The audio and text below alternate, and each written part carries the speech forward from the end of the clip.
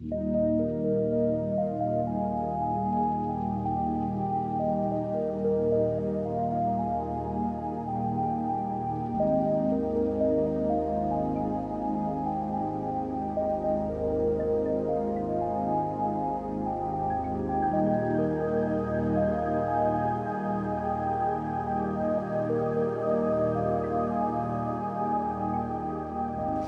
there, welcome to La Palma. So it's a bit of a foggy and rainy La Palma, but it's still fantastic. So I'm out here for a hike. It's a 7-day hike around the island, and I got my Nikon FM2 with me. Going to be shooting some film as I walk around. But that's not the reason why I'm doing this video. So I wanted to investigate a workflow on the go. So I previously bought the iPad a couple of years ago. I got the iPad M2 because I thought I could use it as a video editing machine when you're out traveling. However, it did not work out for reasons that mostly had to do with the iPad itself. Yeah, the thing is that when I'm out hiking, I can't carry a computer with me, and let's say it's a 2-week hike or a 3-week hike, you would like to get some content out to your YouTubes before that time, and that's why I got the iPad, so I could do something on the move. So I started out with Final Cut Pro for iPad when it was first released, and the first release, although it's kind of an impressive program, it did not have all the features that you need to get stuff done. Where it eventually fell apart for me was about the color correction. So when you are filming on the go like this, you might want to use log and not the built-in color from your action camera, because I think it can look quite horrible. So I got into a collaboration with Dehancer film emulation. So what they do is they try to emulate the look of film onto video and to photos. So I thought I'd try it out on the iPad here, because it looked very promising when I quickly tested it. So I'm going to be filming around a little bit. And when I get back to my hotel, I'm going to start editing and see if we can get this video out. And I suppose if you are watching this, it kind of worked to a certain degree at least.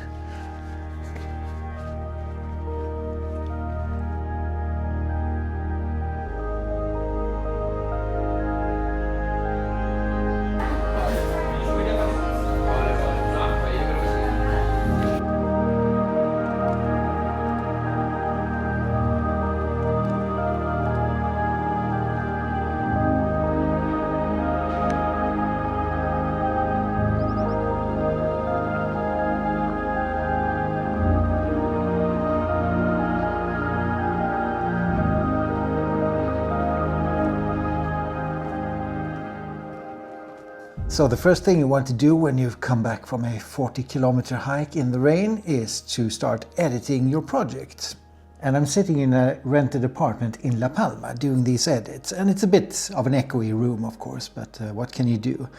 So the only thing I brought with me is the iPad M2, and I got the pen, the Apple Pen as well. So no keyboard or anything, because I need to keep it as light as possible.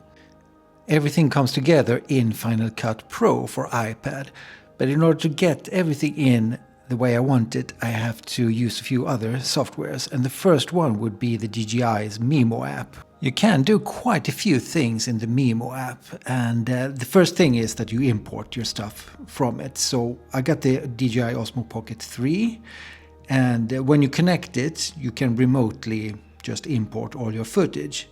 And it's quite fast, and it's much more efficient than have to take out the SD card and use an external SD card reader. One weird thing is that it only works in this portrait mode style, so that's a bit annoying, but you can still get your clips out. So what I would do, I would line up all the clips that I have into the little timeline here, and then I will export it. So this is D-Log-M now, so you can see it's a very flat profile. And what I want to do then is just export the whole thing as one big clip and take it into Dehancer. Let's open up Dehancer and do the color grading. So I select a film clip, and I got one here that is in D-Log-M. And now you can see on the right side here, you got audio film simulations. And if you want to do some adjustments, you can go into the edit tab here, and you got all kinds of stuff down here that you can fix and tricks with.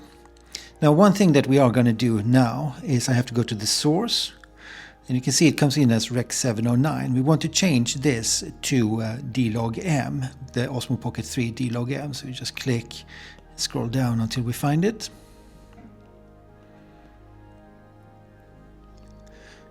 There it is.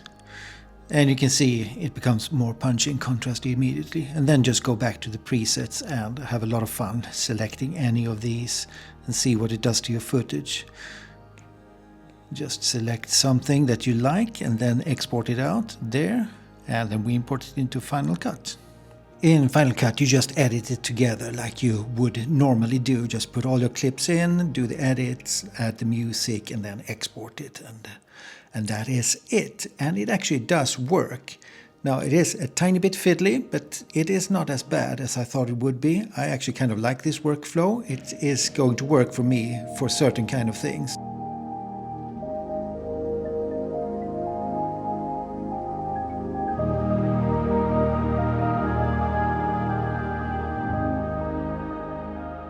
I recommend making a 5 to 10 minute long video on the iPad. Anything longer than that is gonna get you into a lot of trouble.